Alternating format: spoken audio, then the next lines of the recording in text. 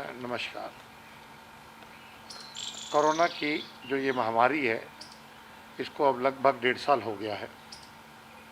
और जब ये बीमारी शुरू हुई थी, उस समय हमें इन चीज़ों का ज्ञात नहीं था कि ये कैसे फैलती है, लेकिन एक अंदेशा था कि ये सांस के ज़रिए फैलती है, हवा के ज़रिए फैलती है।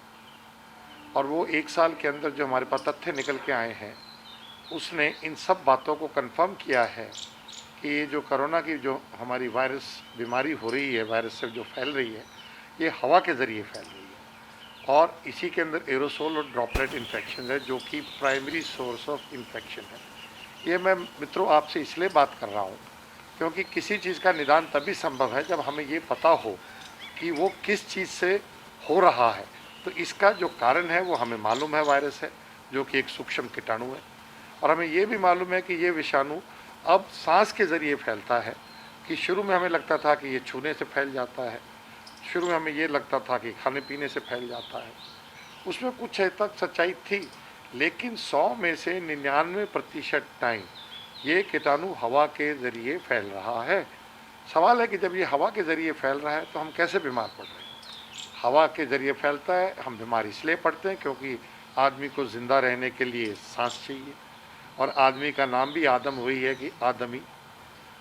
आप सांस लेना बंद नहीं कर सकते, सांस आपको लेना पड़ेगा। और अगर उस हवा में, जिस एटमॉस्फेयर में आप सांस ले रहे हैं, अगर उसमें ये विषाणु या कीटाणु है, तो अगर आपके शरीर में अंदर जाएगा और अगर आपके शरीर में उसको रोकने की क्षमता नहीं है, तो प्रोबेबिलिटी है कि आने वाले कुछ दिनों के बाद उससे आपको बीमारी हो जाए। और जब बीमारी होती है तो उस बीमारी के लक्षण दिखने शुरू होते हैं।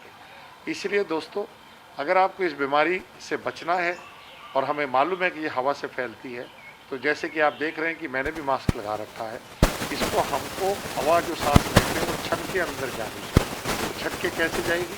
जब आप मास्क पहनेंगे, जिसे वो उसको रोकेगा।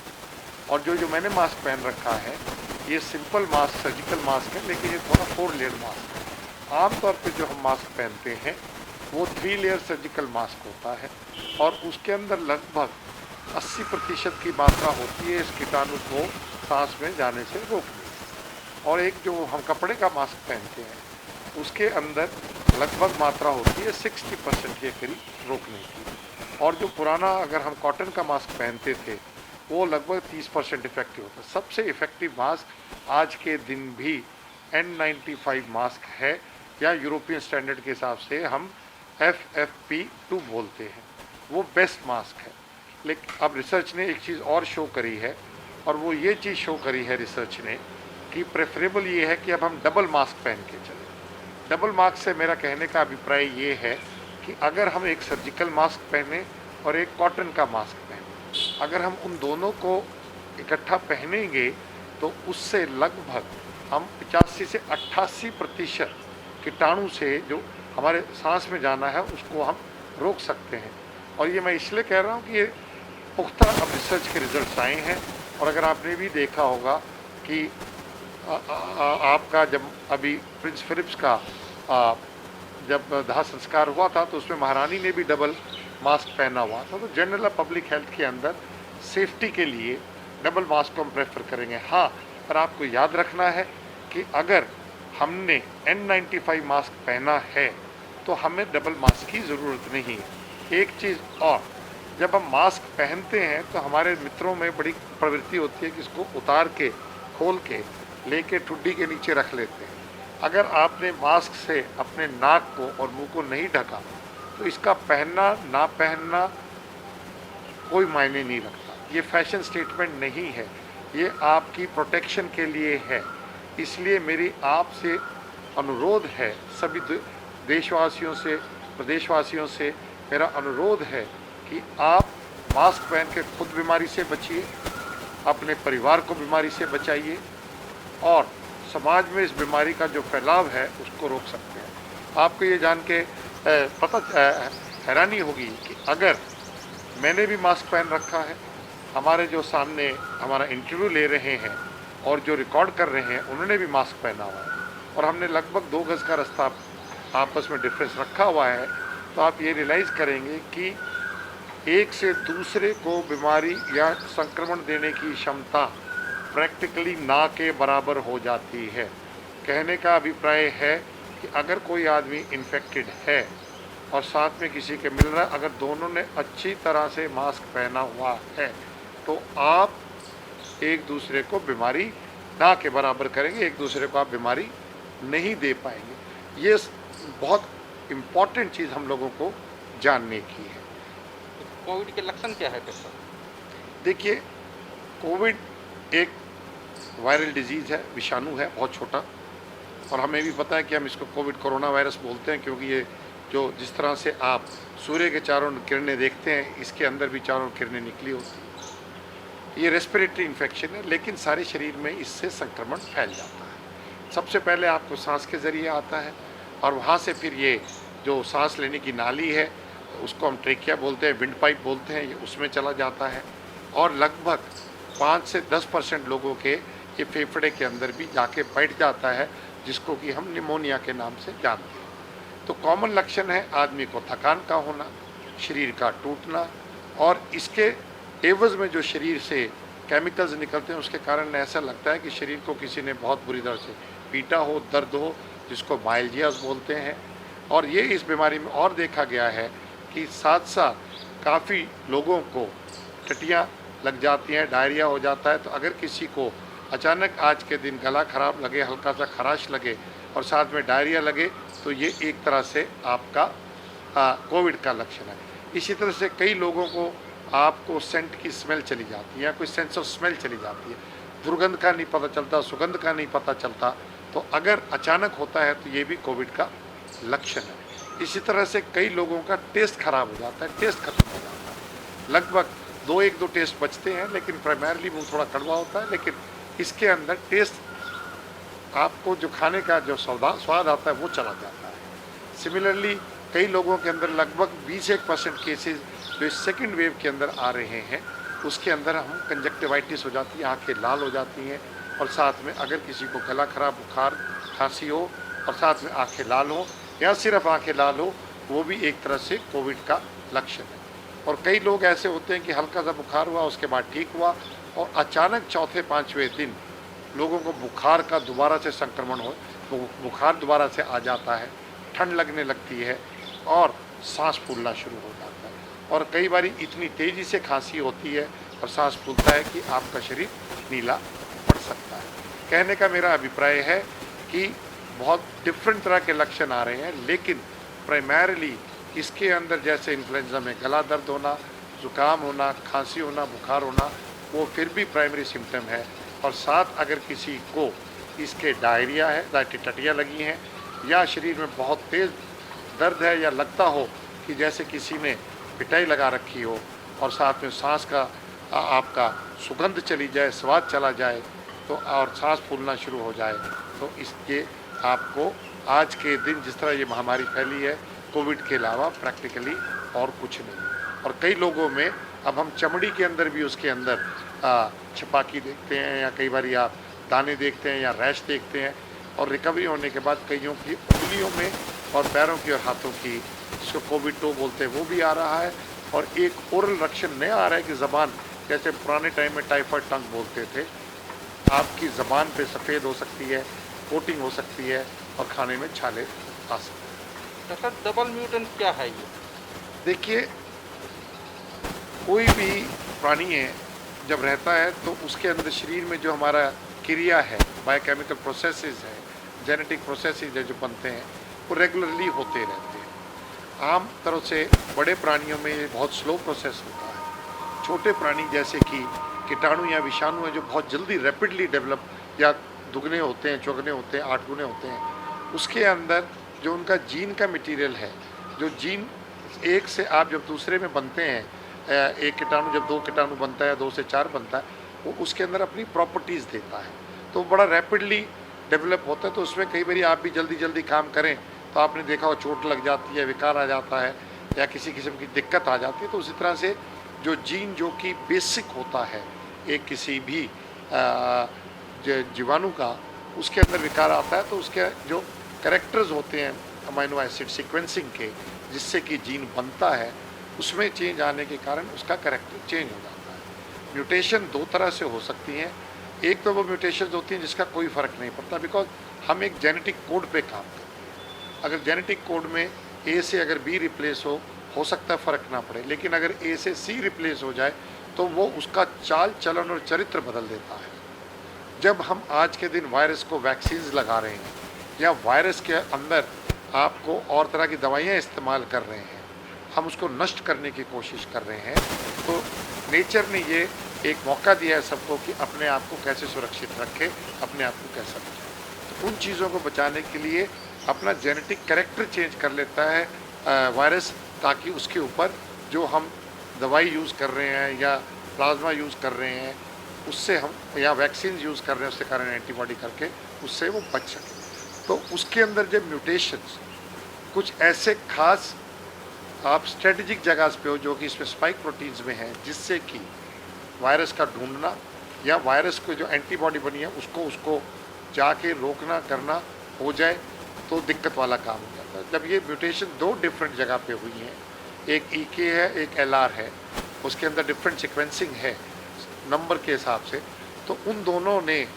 जो हमारी इस समय की जो पिछला हमारा एक्सपीरियंस था वायरस का, चाहे वो हमें आपका इन्फेक्शन होके हुआ था या हमको वैक्सीन के थ्रू हुआ, तो उसको एस्केप करने की क्षमता आ गई है। तो दो तरह के जो म्यूटेशंस हुए हैं ये दो डिफरेंट प्लेसेस में स्पाइक प्रोटीन में हुए हैं, और ये काफ़ी बड़े म्यूटेशंस हैं, जिसके कारण अगर मान लीजिए जैसे मुझे पहले कोरोना हुआ है, अब इस स्ट्रेन से मुझे कोरोना होगा, तो मेरी बॉडी उसका चाल चलन चरित्र उस म्यूटेशन के कारण बदल गया है, तो पहचान नहीं पा रही। उस म्यूटेशन से दो चीज़ें हो सकती हैं, या तो वायरस के लिए घातक हो और वायरस ख़त्म हो जाए, लेकिन हम जो देख रहे हैं कि वो वायरस के लिए घातक नहीं है, वो माफिक है उसके लिए। तो वो बड़ा रैपिडली डेवलप कर रहा है, और उस रैपिड डेवलप होने से एक से दूसरे में फैल रहा है, और उसके कारण ये जो डबल म्यूटेशंस के कारण जो खास तौर पे पहले महाराष्ट्र में विदर्भा में देखी गई थी, जो कि अब पूरे महाराष्ट्र में देखी जा रही हैं, दिल्ली में भी देखी गई हैं, कुछ एक दो हमारे स्ट्रेन्स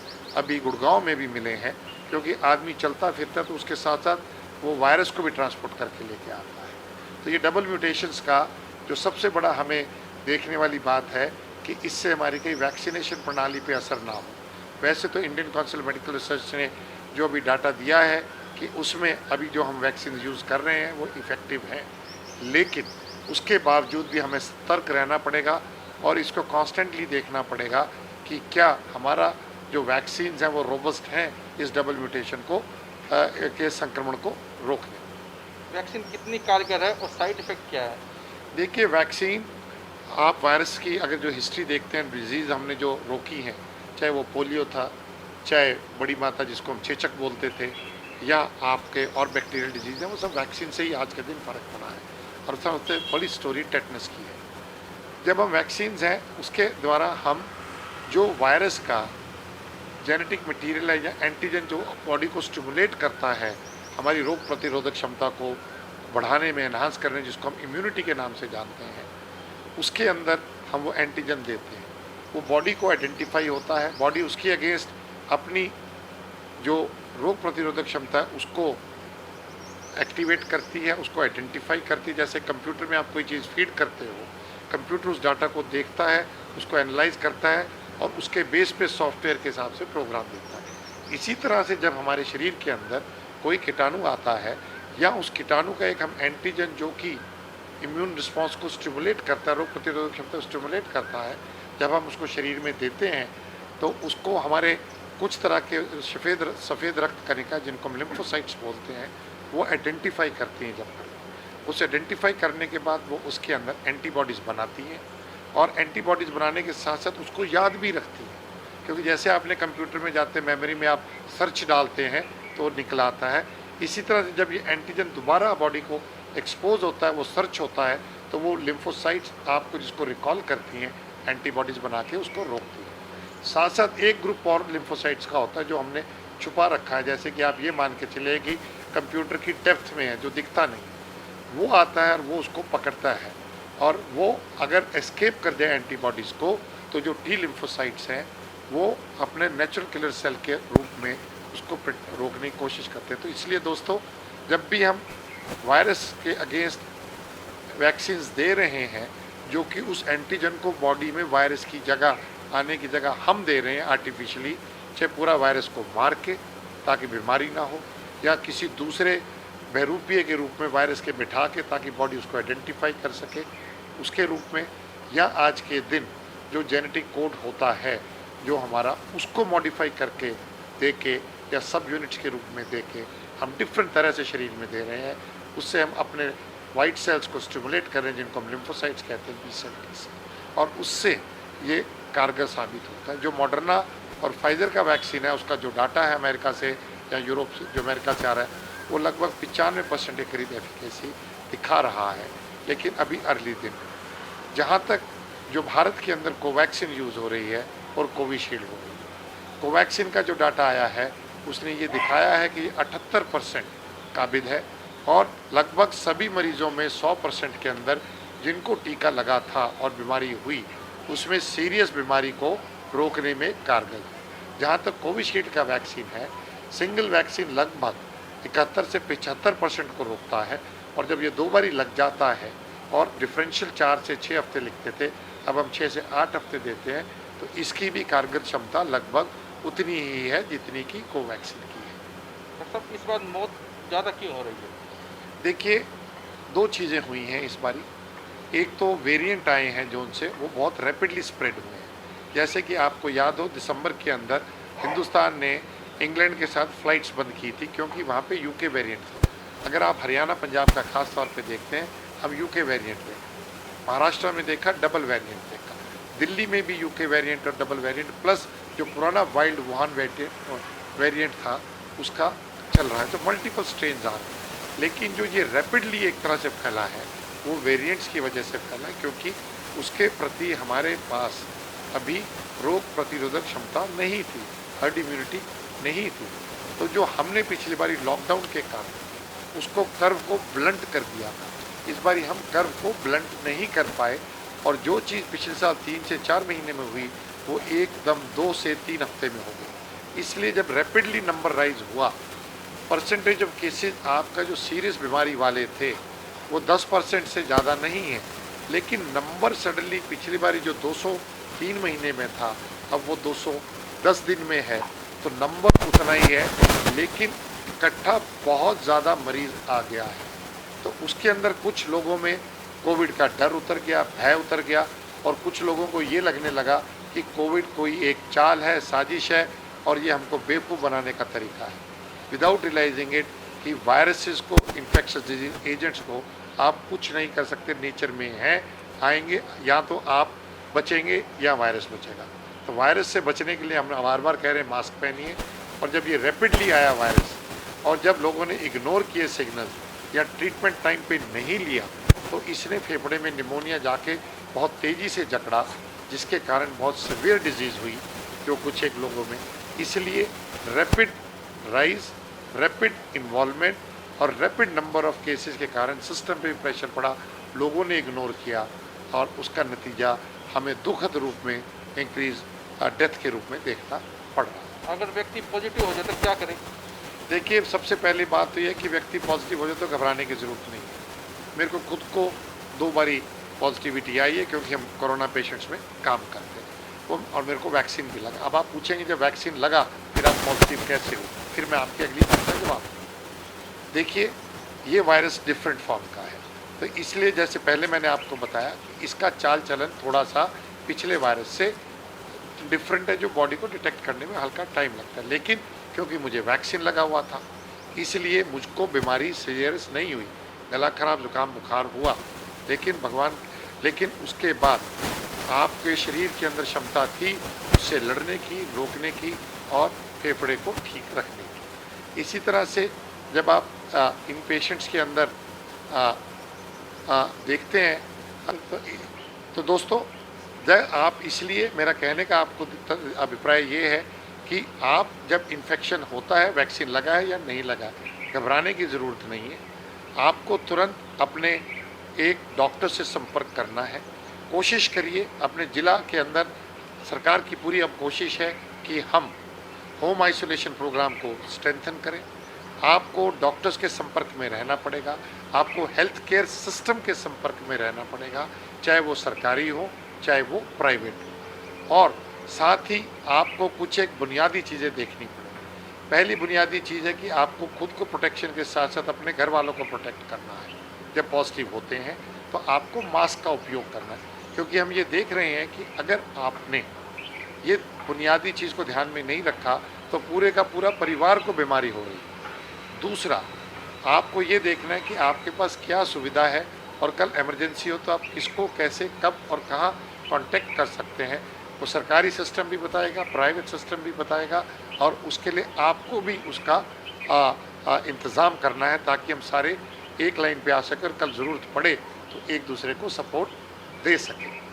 उसके अलावा आपको अच्छा हाइड्रेशन रखना है, साफ़ सुथरा रहना है, नहाना है, धोना है, बुखार को दिन में कम से कम 4 दफ़ा नापना है, और अगर बुखार हो तो बुखार के लिए पैरासीटामोल गोली लीजिए।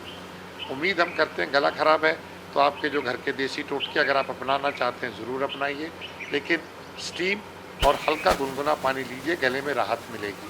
और कई बार तो हम गांव परिवेश से हमारे हम अक्सर लोग आते हैं तो गले में दर्द लगती है तो पुराना हम दादी माँ का नुस्खा भी कई बार कह देते हैं कि आप बेसन का हलवा खा लीजिए, क्योंकि उससे वो हाइग्रोस्कोपिक होता है तो अडीमा कम होता है, तो गले में रिलीफ मिलता है, दर्द मिलता है। और आपको 3 से 4 दिन तक लगातार देखना है, बुखार 3 से 4 दिन में सेटल होगा। अगर बहुत ज़्यादा शरीर में दुखान है, दर्द है, तो पैरासीटामोल की गोली या और अपने डॉक्टर के परामर्श से अगर उससे ज़्यादा कुछ लेना तो लीजिए। आप जो लोगों को हम बहुत ज़्यादा वाइटामिन और वो लिख रहे हैं उसका कोई इस बीमारी में बहुत ज़्यादा फ़ायदा नहीं है। दूसरा सवाल इसके अंदर आता है कि कई बारी लोग इसके अंदर आपको एंटीवायरल दवाइयाँ लिख रहे हैं। ये रिसर्च से जो अभी तक पता चला है कि इनिशियल फेज़ में बहुत ही स्मॉल सब ग्रुप ऑफ पेशेंट्स को छोड़ दें, इन चीज़ों का कोई बहुत ज़्यादा फ़ायदा नहीं है। शरीर अपने आप 100 में से 85 में 90 में आदमी में शरीर में खुद में इतनी क्षमता है, इतनी मात्रा है, इतनी ताकत है कि वो इससे लड़ सके, जूझ सके और इसको ठीक कर सके। सर एक आखिरी क्वेश्चन, हॉस्पिटल कब जाएं? देखिए, अस्पताल जाने के लिए आपको जब भी हमसे कोई सवाल पूछता है तो इस चीज़ का ज्ञान होना ज़रूरी है, क्योंकि अगर आप जल्दी जाएंगे तो अस्पताल सिस्टम को ख़राब करेंगे, अगर आप लेट जाएंगे तो जो फ़ायदा हो सकता था वो नहीं होगा। तो ये आपका सवाल बहुत बेहतरीन है। इसके अंदर हमने ये देखा है कि अगर कोई भी आदमी जो दिक्कत आती है कोरोना में, जो लोगों में सबसे बड़ी भ्रांति है और जो मेरे डॉक्टर्स दोस्तों में भी भ्रांति है कि साहब 4 दिन में बुखार ठीक हो गया तो ठीक हो गया, ऐसा नहीं। इस बीमारी में दिक्कत शुरू होती है जब आपका शरीर इस बीमारी पे अटैक करना शुरू करता है, इसको रोकना शुरू करता है, आपकी इम्यूनिटी काम करना शुरू करती है। उसको बन के आने में जिस दिन से आपको लक्षण शुरू होते हैं लगभग उससे 4 से 5 दिन मिनिमम लगते हैं। सबसे पहले आप में संक्रमण होता है, संक्रमण के बाद शरीर में और संक्रमण से आपस में द्वंद्व होता है। जब उस द्वंद्व में शरीर जीत जाता है तो बीमारी नहीं होती, जब शरीर नहीं जीत जाता तो संक्रमण से बीमारी होती है। उस बीमारी के बाद फिर शरीर आपके दोबारा उस पर इम्यूनिटी लगाता है और उसके अंदर 85 से 90 लोग ठीक हो जाते हैं। लेकिन उसके बाद 8 से 10 के अंदर कई बार शरीर की जो रोग प्रतिरोधक क्षमता खुद को ही नुकसान करना शुरू कर देती है। जब बीमारी के लक्षण होते हैं वहाँ पे हमें रेड फ्लैग साइंस आते हैं, जिसमें आपको तुरंत डॉक्टर्स को मिलना है, अस्पताल को मिलना है, होम केयर को कांटेक्ट करना है। नंबर 1 अगर बुखार ठीक हो गया और दोबारा आ जाए, बुखार का दोबारा आना खतरे की घंटी है अगर 6ठे से 7वें दिन आए। एक दूसरा, दोबारा से थकान हो जाए, शरीर टूट जाए, जान नहीं रहना, आप निढाल हो जाओ। तीसरा, खांसी का होना। आमतौर पे लोगों को लगता है हल्का सा दस्का लगा है। मान लीजिए अगर आपको खांसी बीच में ऐसे लगे तो इसका मतलब कहीं ना कहीं गड़बड़ है। अगर एक खांसी आप जोर से करें इसका मतलब आपका एयरवे इन्वॉल्व है, आपकी विंड पाइप इन्वॉल्व है। लेकिन अगर आप कर रहे हैं इसका मतलब आपकी पल्मोनरी पैरेन्काइमा इन्वॉल्व है, लंग इन्वॉल्व है। तो आपको धसका मत मानिए, इसको आप तुरंत अपने डॉक्टर से बात करिए। उसके बाद अगर जोड़ों में दर्द आना शुरू हो जाए, अगर आपको सांस लेने में दिक्कत हो, और साथ ही हम एक प्रक्रिया आज के दिन और समझाते हैं जिसको हम बोलते हैं कि आप हाथ के अंदर ऑक्सीजन की मात्रा देखिए। आपको दूसरी उंगली में ये देखना है, आपको इस उंगल में नहीं देखना है, आपको ये बीच वाली उंगली है, इसके अंदर ऑक्सीजन चेक करना है। और इसके अंदर ऑक्सीजन हम इसलिए चेक करने को बोलते हैं, इसकी सबसे सुदृढ़ और अच्छी ब्लड सप्लाई है। 2 जगह से सप्लाई होती है, इसकी 1 जगह से सप्लाई। दूसरी चीज़ आपको ये देखना है कि हाथ आपके गर्म हो, अगर ठंडे होंगे, सुकड़न होगा तो गलत रिपोर्ट आएगी। सिमिलरली आपका जो ऑक्सीमीटर पल्स है उसके अंदर बैटरी बिल्कुल नई और फुल होनी चाहिए, अगर वो ठीक है तो उसमें रिपोर्ट गलत आएगी। इसी तरह से जिनका रंग डार्क है, जो काले हैं, उसके अंदर थोड़ा सा पका हुआ रंग है, हो सकता है कि 1-2% ये ज़्यादा दिखाए, तो आपको केयरफुल होना है। इसी तरह से कई लोग हाथों के ऊपर, खास तौर पे लड़कियां, नेल पॉलिश लगा देती हैं। जिस हाथ पे नेल पॉलिश है उस पे इसको नहीं देखना है। और आपको जो नॉर्मल मात्रा होती है खून में ऑक्सीजन की, साफ खून की और गंदे खून की, जिसमें ऑक्सीजन नहीं होता, 95% लेके चलते हैं। अगर आपको 94% या उससे कम हो, तुरंत अपने डॉक्टर करिए रेस्ट पे, या फिर आप तेज़ चलिए, 6 मिनट चलिए, उसके अंदर देखिए आपकी क्या मात्रा आती है। आमतौर पे स्टेबल रहती है या कई बार बढ़ जाती है, लेकिन अगर आपकी मात्रा ड्रॉप 2 से 3 परसेंटेज पॉइंट पे है तो तुरंत आप अस्पताल करिए। पल्स ऑक्सीमीटर के 2 एडवांटेज हैं, एक तो ऑक्सीजन बताती है, दूसरा ये आपका हार्ट रेट बताता है। अगर आपको ये लगे कि आपका हार्ट रेट जो उनसे बहुत तेज़ बढ़ रहा है, 110-120 से ऊपर है, तो ये भी खतरे की घंटी है।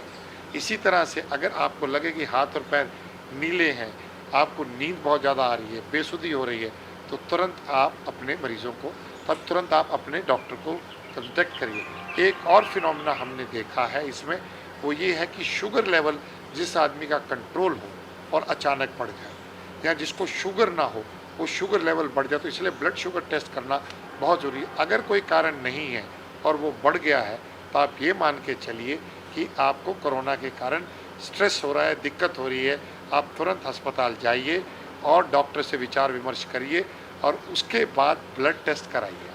उन ब्लड टेस्टों की रिपोर्ट के ऊपर देख के, ऑक्सीजन की रिपोर्ट के देख के ऊपर, जो आपके डॉक्टर लोग उसके अंदर आपको सलाह दें, उसको मानें।